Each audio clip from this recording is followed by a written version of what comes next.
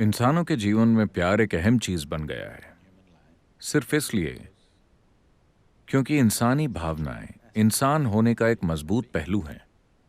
इंसानों के जीवन में भावना एक बहुत शक्तिशाली चीज है, यहां तक कि इस युग और समय में भी। हालांकि लोग सोचते हैं कि वो बहुत बौद्धिक हैं, लेकिन आज भी उनकी भावनाएं ही सबसे शक्तिशाली पहलू हैं, है कि नहीं? ये उनके जीवन का सबसे प्रबल पहलू है। वो दावा करते हैं कि वो बौद्धिक हैं, पर उनकी बुद्धि कभी भी इतनी प्रबल नहीं होती, लेकिन उनकी भावनाएं प्रबल होती हैं। हो सकता है कि वो प्यार या करुणा ना हो, लेकिन वो गुस्सा या चिड़चिड़ापन हो सकता है। ये सब भावनाएं हैं। तो भावना इंसान होने का एक बहुत ही महत्वपूर्ण पहलू है। अब हम सिर्फ इस बारे में बात कर रहे हैं कि आप अपने अंदर किस तरह की भावना चाहते हैं। क्या आपके पास दिमाग है? आपके पास दिमाग है? है। आप क्या चाहते हैं, वो तेज हो या सुस्त? तेज। क्यों? ये ऐसे ही काम करता है ना? इसी तरह अगर आपके पास भावनाएं हैं, आप मीठी भावनाएं रखना चाहेंगे या कड़वी भावनाएं? मीठी भावनाएं, ये ऐसे बेहतर काम करती है ना?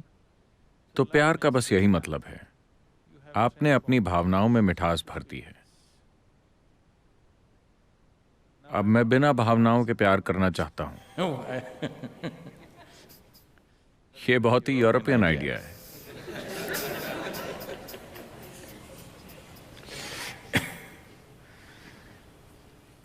प्यार एक भावना है। यह आपकी भावनाओं की मिठास है, जिसे हम प्यार के नाम से जानते हैं। अगर यही भावना कड़वी हो जाए तो हम उसे नफरत कहते हैं। अक्सर जिनसे आप प्यार करते हैं उन्हीं से नफरत करते हैं, है ना? कुछ समय पहले आपको उनसे प्यार था और अब उनसे नफरत है। आप सड़क चलते इंसान से नफरत नहीं करते, है ना? थोड़ा प्यार हुआ था, पर अब सिक्का दूसरी ओर गिर पड़ा है और अब यह नफरत बन गया है। हाँ, तो सिक्का वही है। अगर ये इस तरफ गिरे तो प्यार बन जाता है और उस तरफ गिरे तो नफरत बन जाता है। ये मत सोचिए कि वो बहुत दूर हैं, वो बहुत करीब हैं। एक छोटी सी गड़बड़ी होते ही प्यार नफरत बन जाता है ना? तो बिना भावना के प्यार कैसे करें? प्यार एक भावना है। अब फैसला ये करना है कि क्या आप अपनी भावनाओं को मधुर और सुखद बनाना चाहते हैं या दुखद। ये आपकी मर्जी है। ये जाहिर सी बात है ना? लेकिन ज्यादातर लोग अपनी भावनाओं को अधिकतर कड़वा ही रखते हैं। कड़वाहट का मतलब ये नहीं है कि वो किसी से नफरत करते हैं। वो खींच में हैं, वो अशांत हैं, वो किसी तरह के डर भी एक भावना है, घबराहट एक भावना है, किसी न किसी तरह का बुरा अनुभव। अगर आप अपनी भावनाओं को बहुत सुखद बना लें तो जीवन भी बहुत सुखद होगा। आज भी ज्यादातर लोगों के लिए प्यार का एक पल उनकी जिंदगी का सबसे गहरा अनुभव होता है। ये नहीं है, पर वो इसे ऐसे ही अनुभव करते हैं क्योंकि सबसे प्रबल भावना यही है जिसे उन्होंने छुआ है। प्यार का एक पल ही जीवन का सबसे गहरा आयाम है जिसे उन्होंने छुआ है, इसलिए वो इसे स्वर्ग तक पहुंचा देते हैं। So they raise it to heaven. लोग इसे स्वर्ग पहुंचा रहे हैं। लोग डिवाइन लव के बारे में बातें कर रहे हैं। आप नहीं जानते कि भगवान प्यार करते हैं या नहीं। इंसान प्यार कर सकते हैं अगर वो चाहें तो। कुत्ता प्यार कर सकता है। जब इंसान फेल हो जाए तो आप एक कुत्ता ले आते हैं। अगर आप कुत्ता लाते हैं तो 12 साल के लव अफेयर की गारंटी है। हाँ, इसे कम मत समझिए। आप एक कुत्ता रख लीजिए। हर रोज जब आप घर लौटते हैं क्या स्वागत होता है आपका। आपकी पत्नी किसी काम की नहीं, हर दिन उसका रंग अलग होता है। आपके बच्चे, उन्हें कोई दिलचस्पी नहीं है चाहे आप घर आए या ना आए, पर आपका कुत्ता हर दिन वो आपका कितने जोश से स्वागत करता है। और कोई ऐसा नहीं कर सकता, है ना? हर दिन बिना नागे के। उसकी दिलचस्पी आप में कभी खत्म नहीं होगी। वो आपकी ऊर्जा बढ़ा देता है। कुत्ता सच में प्यार है। शायद डॉग और गॉड में बस स्पेलिंग की गलती होगी। टाइपिंग मिस्टेक्स हो जाती हैं।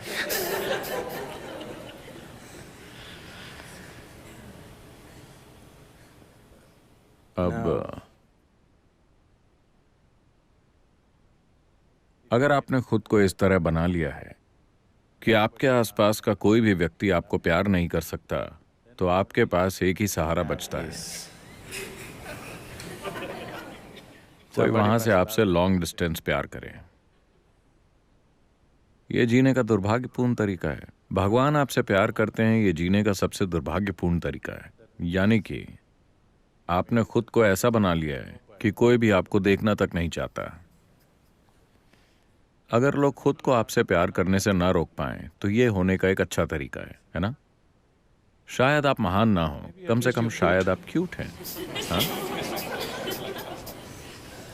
Yes. तो योग में हम किसी भी चीज को प्यार, नफरत, खुशी और दुख के रूप में नहीं देखते। हम बस इसे इस तरह से देखते हैं। क्या आप अपने भीतर अच्छे अनुभव चाहते हैं या बुरे? अगर आप शरीर में अच्छा महसूस कर रहे हैं तो हम इसे सेहत कहते हैं। अगर आप बहुत अच्छा महसूस करें तो हम इसे सुख कहते हैं। अगर आपका मन सुखद हो जाए तो हम इसे शांति कहते हैं। अगर ये बहुत सुखद हो जाए तो हम इसे खुशी कहते हैं। अगर भावनाएं मधुर हो जाएं तो हम इसे प्यार कहते हैं। अगर ये बहुत मधुर हो जाएं तो हम इसे करुणा कहते हैं। अगर जीवन ऊर्जाएं सुखद हो जाती हैं तो हम इसे आनंद कहते हैं। अगर ये बहुत सुखद हो जाएं तो हम इसे परमानंद कहते हैं। अगर आसपास का माहौल सुखद हो जाए तो हम इसे सफलता कहते हैं। तो आप जो दूसरे नाम देते हैं वो सिर्फ कंफ्यूज ही करते हैं। क्या मुझे प्यार करना चाहिए? इसकी कोई जरूरत नहीं है। बस अपने शरीर को, मन को, भावनाओं को और ऊर्जाओं को सुखद रखें। आप एक अद्भुत इंसान बन जाएंगे। अगर आपकी भावनाएं मधुर हैं, अगर कोई यहां आता है तो आप उनके साथ इस मधुरता को बांट सकते हैं। अगर आपकी भावनाएं बुरी हैं तो जाहिर है कि आप लोगों के साथ वही बांटेंगे, है ना? आया ना? तो आप वो नहीं कर सकते जो आप नहीं हैं। अगर अभी इसे अच्छा महसूस हो रहा है तो ये सभी के साथ अच्छा बर्ताव करेगा। अगर अभी इससे अच्छा महसूस नहीं हो रहा है तो ये सभी के साथ बुरा बर्ताव करेगा। तो ये देखने की बजाय कि इसे कैसे सुखद बनाया जाए, आप किसी और के साथ मधुरता से पेश आएं। प्यार करो का यही मतलब है। आपको प्यार करने की जरूरत नहीं है। अगर आपके भीतर सब कुछ सुखद हो गया है तो उस पल में जिसकी जरूरत होगी आप वही करेंगे। अगर आपको प्यार भरी बातें कहनी होंगी तो आप कहेंगे। अगर आपको सख्ती से बोलना है तो आप कहेंगे। लेकिन आपके भीतर कोई बुरा अनुभव नहीं होगा। यह महत्वपूर्ण है ना? अगर आपको कोई युद्ध लड़ना पड़ गया तो आप वो भी लड़ेंगे, पर बिना किसी बुरे अनुभव के। यह महत्वपूर्ण है। तब आप उसी हद तक सब कुछ करेंगे जितने की जरूरत होगी। आप जरूरत से ज्यादा कुछ भी नहीं करेंगे। अगर आप कहते हैं मैं किसी से प्यार करता हूं, तो आप जिनसे प्यार करते हैं उनके बारे में बढ़ा चढ़ाकर सोचेंगे। आप उनकी अच्छाइयों को बढ़ा चढ़ा लेंगे। अगर आप कहते हैं कि मैं किसी से नफरत करता हूं, तो आप उनकी बुराइयों को बढ़ा चढ़ा लेंगे। आप किसी भी चीज को उसके असली रूप में नहीं देख पाएंगे।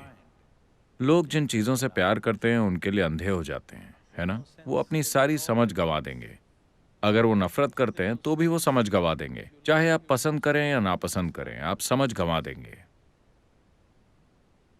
संभाव में होने पर ही जीवन का दरवाजा खुलता है, यानी आप हर चीज को उसके असली रूप में देख रहे हैं। अब आप किसी के साथ मधुरता से पेश आते हैं, इसलिए नहीं कि वो अच्छा है। आप किसी के साथ मधुरता से पेश आते हैं क्योंकि आप मधुर हैं। यहां ज्यादा गारंटी है। इस लव अफेयर में ज्यादा गारंटी है ना? आप किसी के साथ मधुर हैं क्योंकि आप मधुर हैं। अगर मैं आपके साथ मधुर हूं क्योंकि आप अच्छे हैं, कल अगर आप अच्छे नहीं रहे तो फिर कुछ और हो जाएगा, है ना? अगर आप अपनी मधुरता को किसी बाहरी चीज पर गिरवी रख दें तो आपकी मधुरता मौके की बात हो जाएगी। Keeping this one pleasant is your business. इसे मधुर रखना आपका काम है। अगर ये मधुर है तो ये जिसके साथ भी व्यवहार करता है ये मधुरता ही पैदा करेगा। आप इसे मधुर नहीं बना पाए हैं और किसी और के साथ अच्छा व्यवहार करने की कोशिश कर रहे हैं, और वो कई चीजों पर निर्भर करता है। अगर आपको खुश होना है तो उन्हें वैसा बनना होगा जैसा आप चाहते हैं, और ये मुमकिन नहीं है। कोई भी वैसा नहीं बनेगा जैसा आप चाहते हैं।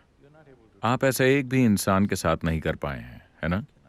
आप एक भी इंसान को मनचाहा नहीं बना सकते। पूरी दुनिया को तो भूल ही जाइए। आप इसकी जितनी ज्यादा कोशिश करेंगे उतनी ही कड़वाहट और पीड़ा बढ़ेगी। यही वजह है कि जिन रिश्तों को सबसे ज्यादा गहरा माना जाता है वहीं सबसे ज्यादा दुख मिलता है। ऐसा इसलिए होता है क्योंकि आप वो करने की कोशिश कर रहे हैं जो आप नहीं हैं। आप प्यार करने की कोशिश कर रहे हैं जबकि आपके अंदर कड़वाहट है। जब आपके अंदर कड़वाहट हो, आप प्यार करने की कोशिश करके देखिए, यह आपको बर्बाद कर देगा, है ना? आप ये सब ट्राई कर चुके हैं, है ना? यह हानिकारक है। जब आप अच्छा महसूस कर रहे हो, यह बिल्कुल सहज होता है। तो आपको बस इस पर गौर करना है कि आपका खुश होना या ना होना बाहरी चीजों पर निर्भर क्यों है। अगर मेरे आसपास कोई खुश नहीं है तो मैं खुश कैसे हो सकता हूं?